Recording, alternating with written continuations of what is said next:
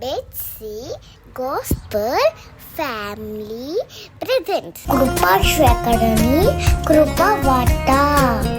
అందరికీ వందనాలు. ఇది నా ధ్యాన వాక్యం. ఆదికాండము 17వ అధ్యాయము 2వ వచనం ధ్యానించుకుందాం. నిన్ను అత్యధికముగా అభివృద్ధి పొందించదనని అతనితో చెప్పాను. 19వ శతాబ్దంలో భారతదేశపు విశాలమైన భూభాగాలు అనేక భాషలు, సంస్కృతులు, సంప్రదాయాలతో నిండి ఉండేది. ఇక్కడికి ఒక జర్మన్ భాషావేత్త మరియు మిషనరీ అయిన ఎర్నెస్ట్ ట్రంప్ వచ్చాడు.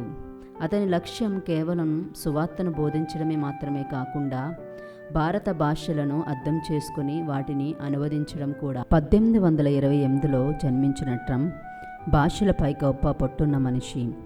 1850లో బ్రిటిష్ పాలనలో ఉన్న భారతదేశానికి వచ్చినప్పుడు అతడికి ఒక గాఢమైన స్పష్టత వచ్చింది. తాను దేవుని వాక్యాన్ని ప్రచారం చేయడం మాత్రమే కాకుండా ప్రజల పవిత్ర గ్రంథాలను కూడా పరీక్షించి వాటిని అందుబాటులోనికి తేవాలనే అసలైన కర్తవ్యమని. అతని అత్యంత ప్రాముఖ్యమైన కృషిలో పంజాబీ మరియు సింధీ భాషలలో లోతైన అధ్యయనం ఉండేది.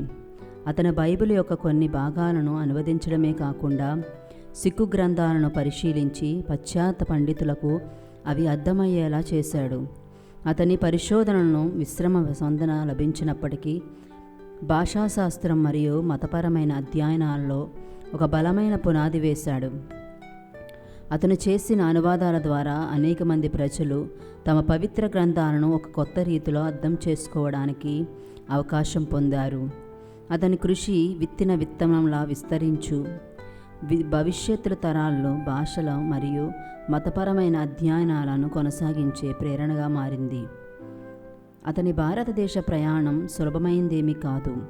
అతను వ్యతిరేకత, అనారోగ్యము, మేధోపరమైన సవాళ్లు ఎదుర్కొన్నాడు.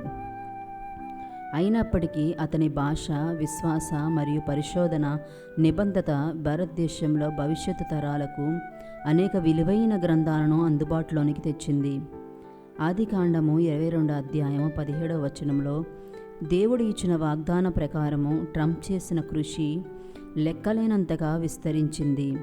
భవిష్యత్తులో భాష మరియు మతపరమైన జ్ఞానం చదవగల, అర్థం చేసుకోగల ప్రజల సంఖ్యను పెంచింది.